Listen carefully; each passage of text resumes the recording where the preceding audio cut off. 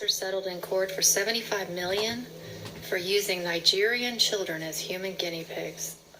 Pfizer received the biggest criminal fine in US history as part of a $2.3 billion settlement with federal prosecutors for mispromoting medicines and for paying kickbacks to compliant doctors.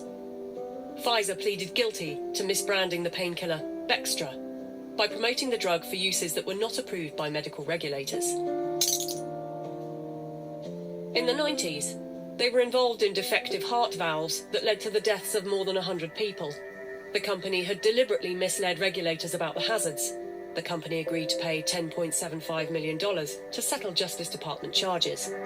In 2004, Pfizer's subsidiary agreed to pay $430 million to resolve criminal charges that it paid physicians to prescribe its epilepsy drug, Neurontin, to patients with ailments for which the medication was not approved. In 2010, a federal jury found that Pfizer committed racketeering fraud in its marketing of the drug. Pfizer disclosed that during a 6-month period the previous year, it had paid $20 million to some 4,500 doctors and other medical professionals for speaking on the company's behalf. In 2012, the US Securities and Exchange Commission announced that it had reached a $45 million settlement with Pfizer to resolve charges that its subsidiaries had bribed overseas doctors and other healthcare professionals to increase foreign sales.